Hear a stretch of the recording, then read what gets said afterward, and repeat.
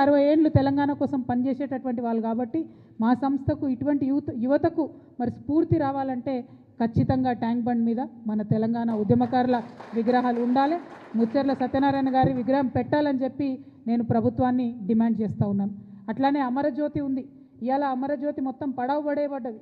ఆనాడు బీఆర్ఎస్ హయాంలో అమరజ్యోతిలో అవినీతి మరకలు అంటితే ఆ అవినీతి గురించి చెప్తూ అధికారంలోకి వచ్చినటువంటి కాంగ్రెస్ పార్టీ ఇంతవరకు మరి అమరజ్యోతి దగ్గరికి వెళ్ళి నివాళులు అర్పించడం కానీ అమరజ్యోతిని గౌరవించడం కానీ చేస్తలేరు. రేపు పొద్దున ఖచ్చితంగా జాగృతికి సమయం వస్తుంది, జాగృతికి అధికారం వస్తుంది. ఆ సందర్భంలో అఫీషియల్గా తెలంగాణ తొలి అమరుడు శ్రీకాంతాచారి యొక్క వర్ధంతిని జయంతిని అమరజ్యోతిలో జరుపుతాం. తెలంగాణ ఉద్యమకారులు ఎవరైతే ఉన్నారో, విస్మరణకు గురైనటువంటి వారు ఎవరైతే ఉన్నారో అక్కడ ఉండేటటువంటి చాలా పెద్ద లైబ్రరీ ఉంది, ప్లేస్ ఉంది. ఆ కేంద్రాన్నంతా కూడా తెలంగాణ వాదాన్ని ప్రజ్వలింపజేసేటటువంటి ఒక సెంటర్ పాయింట్గా, ఒక వార్ రూమ్గా దాన్ని క్రియేట్ చేయడం జరుగుతుంది.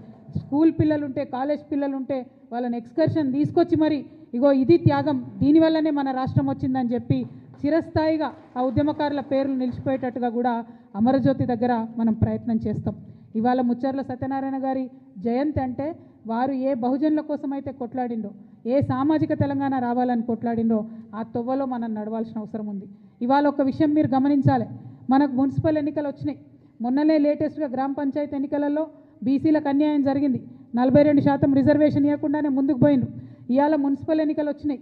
మళ్ళీ మున్సిపల్ ఎన్నికలలో 42% మాట ఎత్తకుండా కాంగ్రెస్ ప్రభుత్వం ముందుకు పోతుంది. ఆ ముందుకు పోయేటటువంటి సందర్భంలోనే మరి బీసీలు ఎక్కడ తెలుసుకుంటారో, మరి సంస్థలు, చాలా సంస్థలు, వ్యక్తులు ఎక్కడైతే గలమెత్తుతారో అనేటటువంటి ఆలోచన రాగానే ఏం చేస్తారు? గుంపు మేస్త్రి గారు, గుంటనక్క గారిని ట్యాపింగ్ కేసులో పిలుస్తారు.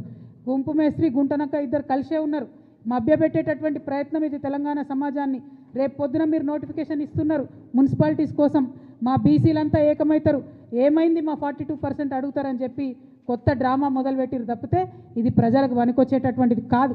వాళ్ళిద్దరు కూడా కలిసే ఉన్నారు. ఇవాళ బీఆర్ఎస్ పార్టీ ఎక్కడ అడిగిందో ఒక్కసారి ప్రజలు గుర్తు చేసుకోవాలి. బీసీలకు 42% రిజర్వేషన్ ఇవ్వకుండా ఎట్లా మున్సిపల్ ఎలక్షన్లకు పోతారని బీఆర్ఎస్ పార్టీ ఉద్యమాలు చేస్తున్నదా ఇవాళ బీసీ బిడ్డలు గమనించాలి. కాంగ్రెస్ పార్టీ ఆలోచన చేస్తున్నదా ఇవాళ బీసీ బిడ్డలు గమనించాలి. మరి ఖచ్చితంగా 42% ఇవ్వకుండా మున్సిపల్ ఎన్నికలకు వెళ్ళడం అంటే బీసీలను మోసం చేయడమే అని జాగృతి భావిస్తూ ఉన్నది. మరి సత్యనారాయణ గారి స్ఫూర్తితోని మేము మరొకసారి డిమాండ్ చేస్తూ ఉన్నాం. ఏం తొందర లేదు, ఎన్నికలకు ఏం ఇబ్బంది లేదు.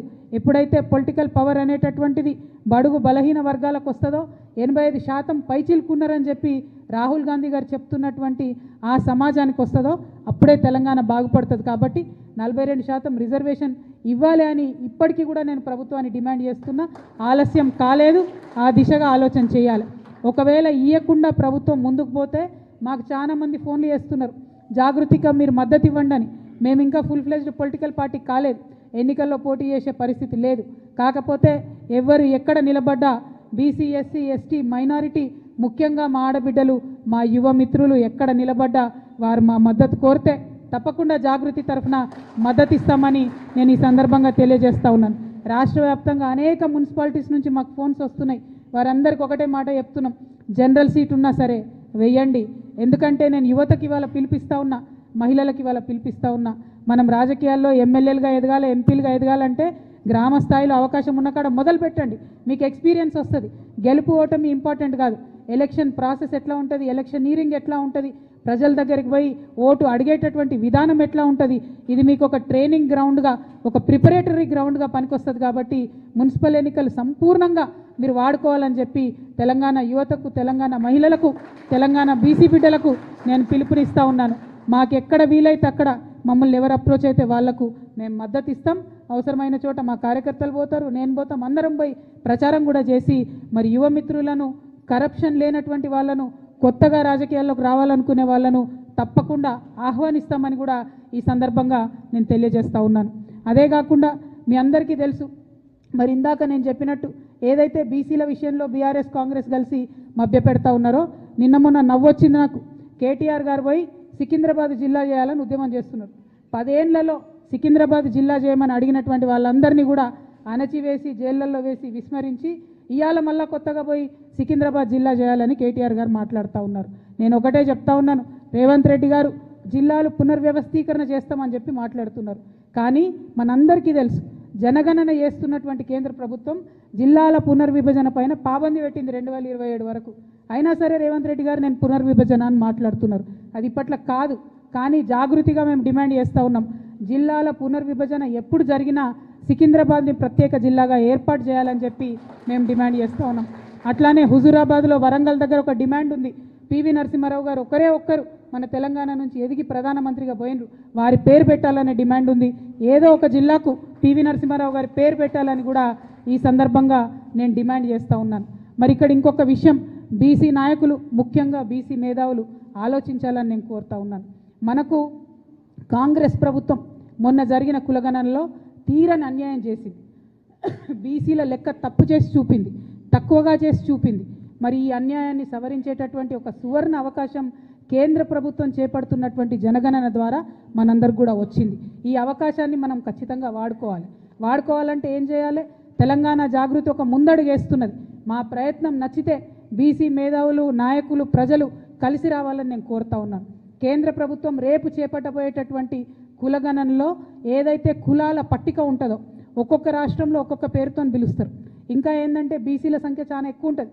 బీసీల ఒక్క కులంలో ఉదాహరణకు పద్మశాలి కులం ఉంటే అందులో చాలా ఉపకులాలు ఉంటాయి. కుట్ర ఎక్కడ జరుగుతుందంటే పద్మశాలీల సంఖ్య వేరే చూపిస్తారు, పద్మశాలీల ఉపకులాల సంఖ్య వేరే చూపిస్తారు. దానివల్ల బీసీల సంఖ్య, కులాల సంఖ్య తగ్గేటటువంటి ఆస్కారం ఉంటుంది.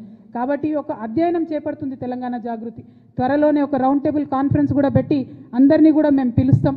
ఒక సమగ్రమైనటువంటి నివేదిక తయారు చేసి కేంద్ర ప్రభుత్వానికి కూడా మేము ఇస్తాం. రేపు కేంద్ర ప్రభుత్వం మన రాష్ట్రానికి వచ్చి ఇంటింటికి తిరిగి కులగణన చేసేటటువంటి సందర్భంలో బీసీల సంఖ్య సరిగ్గా రావాలన్నా, అగ్రవర్ణాల్లో ఉన్నటువంటి అనేక ఉపకులాల సంఖ్యలు సరిగ్గా రావాలన్నా, ఎస్సీలలో ఉన్నటువంటి అనేక ఉపకులాల సంఖ్య సరిగ్గా రావాలన్నా, ఎస్టీ ఆదివాసీ తెగలల్లో ముఖ్యంగా ఇప్పటికీ సర్టిఫికెట్ రానటువంటి ఎన్నో తెగలు ఉన్నాయి, వాళ్ళ సర్టిఫికెట్లు, వాళ్ళ కులాల పేర్లు సరిగ్గా రావాలన్నా, బీసీలలో ఉండే సంచార జాతుల యొక్క కులాల సర్టిఫికెట్లు పేర్లు కరెక్ట్గా రావాలన్నా ఇప్పటి నుండే మనం అధ్యయనం చేయాలి. వాస్తవానికి ఈ పని రాష్ట్ర ప్రభుత్వం చేయాలి. కానీ నాకు గుంపు మేస్త్రి గారి మీద నమ్మకం లేదు. మొన్ననే బీసీలను మోసం చేసిండు, మొన్ననే మన సంఖ్య తక్కువ చేసి చూపించిండు, మొన్ననే మన సంఖ్య తగ్గించాలని చూసిండు. కాబట్టి ఈ అధ్యయనం ఒక బాధ్యతాయుతమైనటువంటి సంస్థగా జాగృతి